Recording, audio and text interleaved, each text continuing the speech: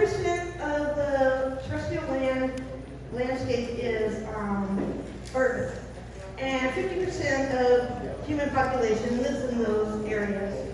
So researchers are starting to look at how that impacts that land mass and the agro-biodiversity of it, how it looks within the larger scale of, agriculture. Thank you.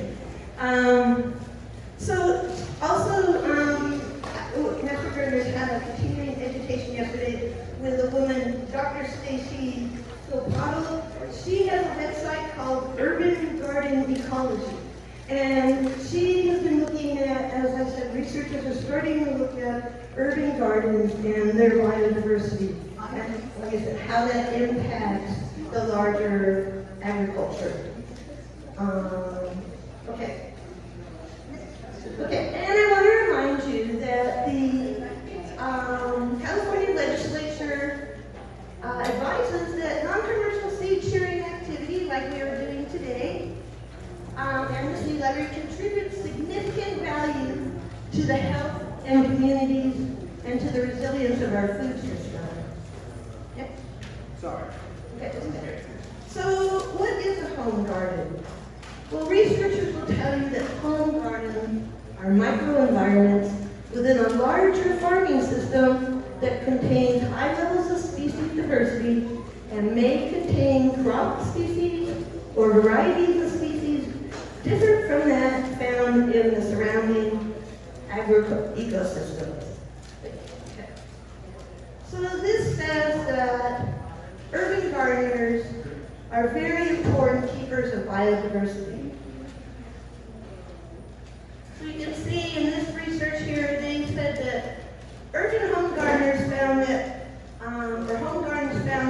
home gardeners create ecological niches. These serve to preserve the diversity and adaptation to local environmental conditions. So this is important as we're looking at climate change. Okay. So you can see, unlike larger production systems, home gardens harbor many species in small areas, often with a few crop varieties and species that are not represented in the larger fields. Yes? I just want to say that last year, in my community garden plot in Milpitas, I counted more than 120 plants that I was growing. Different types of plants. So maybe in the, 40 square feet? It's a big plot. It's a big plot, yeah. But still. Yeah. Yes. And on this, the website I was telling you that she's identified all different kinds of insects that are found with it. They're looking at 25 community gardens in the Central Coast and other small farms, and they counted like all the bugs. So this is what we know. Diversity is the foundation on which we're making selections for local adaptation to changing conditions like climate change. So our home gardens, they're reservoirs of agro-biodiversity. And these are important areas for conservation. This is in situ conservation, so we'll talk about that.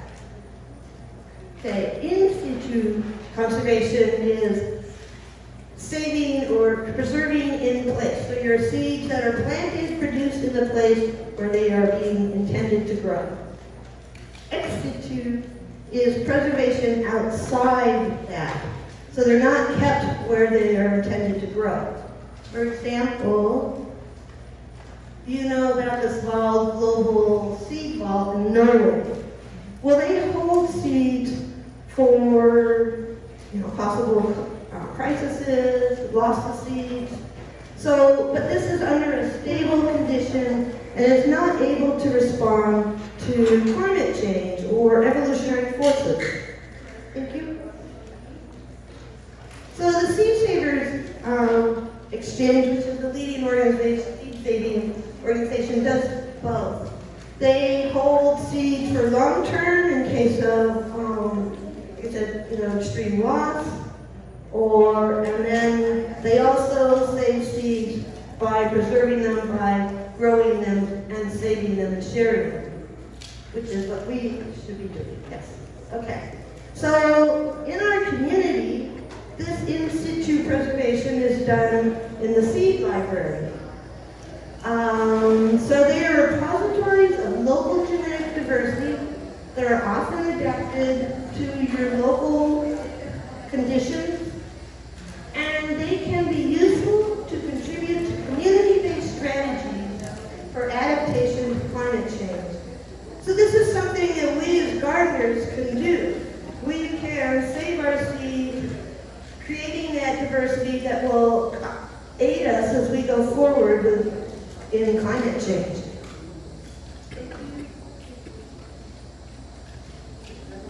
Okay, so that's what makes seed libraries really important. The Seed Savers Exchange has this list, which they increase seed access for low-income, first-time gardeners. It's a no-risk way to see if you like gardening. And they support and encourage regionally adapted varieties by engaging the community in plant selection. So this is what we're doing. You save your seeds, you send them to a neighbor, that neighbor saves them. Over time, we've selected our own varied varieties. And also seed libraries can maintain rare varieties that just aren't being maintained by commercial entities. And they encourage interest. Okay. However, there's a big caveat with community seeds.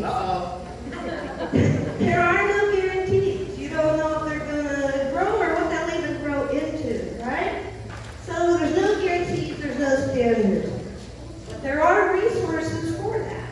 We know that. There's, you buy your seed packer converter. So, it's huge. So it's upon us to do the best we can with our best practices. Now I always say there's best practices and then there's real life.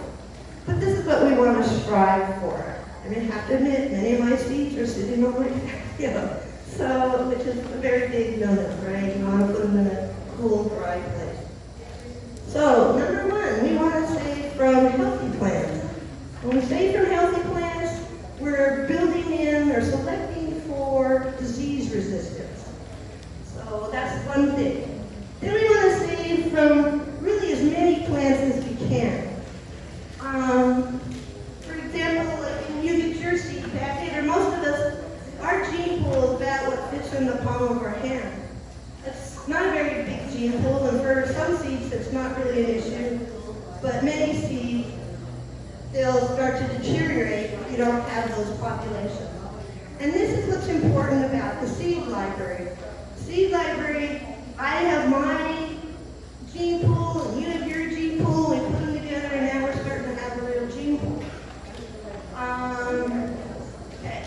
So, next we want to make sure that seeds that we're sharing are true to type. And seeds that are pushed that cross-pollinate are likely, if you don't take any precautions, to cross-pollinate. So there are things you can do. You might want to just grow one variety. So you only don't like two varieties in charge, you just grow that one. If you do have two, then you maybe you can isolate them by time. So you just don't want the flowers,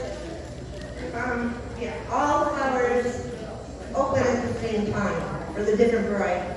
So you might have an early variety and then plant another one later, so that you just don't want things flowering at the same time, because that's when the bees are going to be out there buzzing around, spreading the pollen around.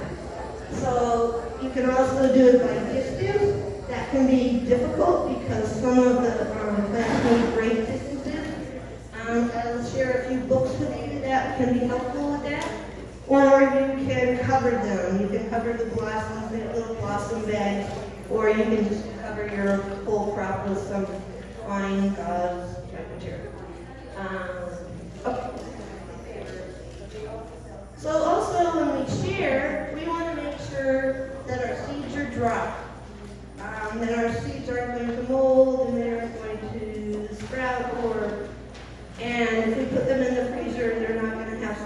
moisture issue. So you want to make sure your seeds are as dry as possible. And you want to clean them as much as you can. That shade you want to get out, people say it can be a flashpoint for mold. So this would be something that you want to do. Sometimes it can be more difficult. You kind of have to decide where it is for your own personal use. But if you're sharing, you want to get out as much as possible. And of course, the most difficult thing to do here is label or keep records or identify what your seeds are. You think you remember, but nobody ever does. You want to put down as much information as you can. It helps to know where they were grown, where they came from, if any special precautions were taken, if you hand pollinated or you covered your seeds. These families, it's good to know your seed families. That'll help you know what crosses. For example, the brassicas, if you're growing broccoli, cauliflower, or any of those at the same time, and you want to save seed and they flower at the same time, you may not necessarily get what you might have some sort of broccoli flower. Or same thing with your cucurbits. These are very promiscuous. So, but if you want to be sure, you can do the super easy seeds. They're self-pollinators. They have rare issues of crossing and are very easy to save. Your tomatoes, your beans, your peas, your lettuce, there's less problems with any kind of cross-pollination. It's very rare. They do, not that they don't, and it's recommended maybe to have at least 10 feet between your varieties. But plenty of people grow them next to each other and are still successful without any issues.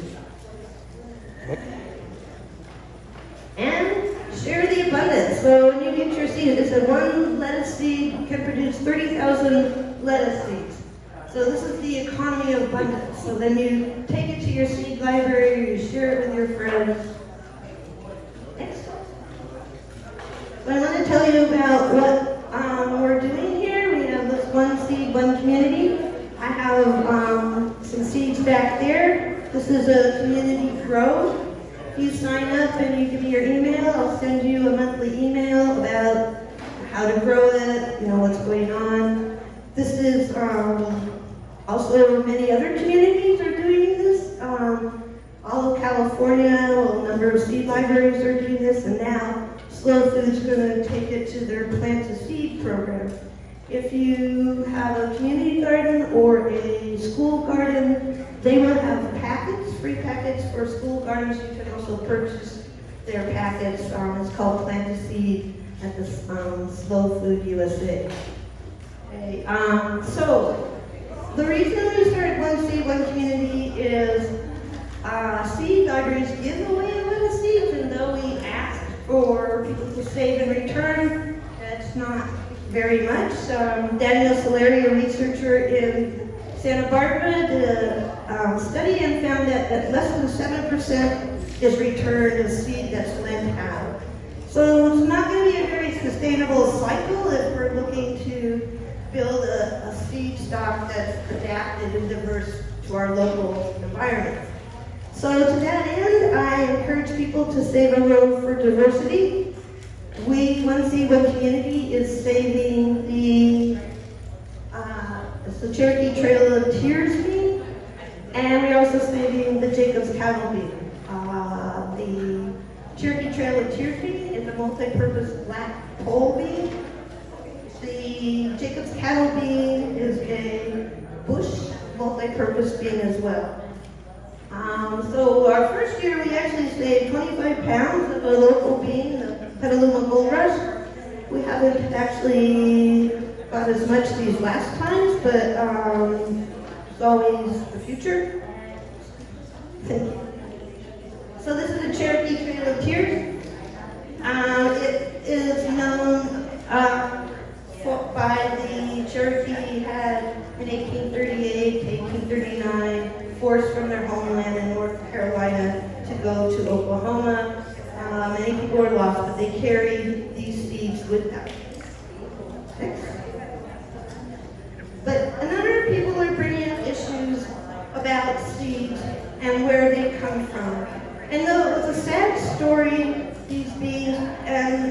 that's what they're known for. These beings actually had a story and lore, and long before they had their trials, when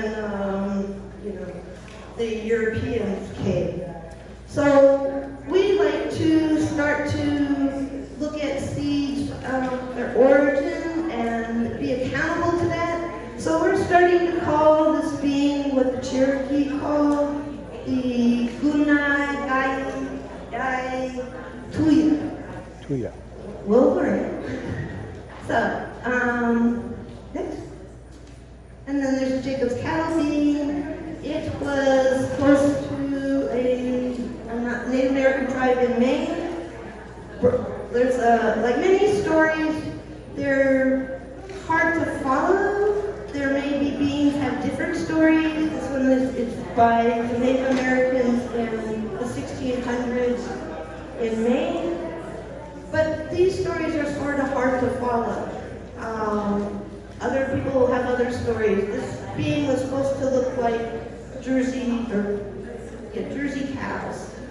So next. So there's a couple of books that I wanted to recommend. This is the book by Daniel Soleri, the researcher I was talking about. She has a very good book that it looks at the bigger picture in terms of where gardens fit in the bigger picture of growing food. I highly recommend it.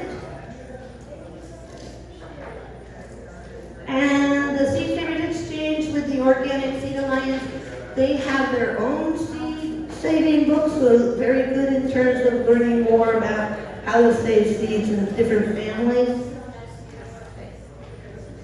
And this last one is considered the Bible of seed saving. This is Anna Ashworth's Seed to Seed. So any of those can be helpful in your seed saving journey. I think that's it. Thank you and happy seed saving. Give her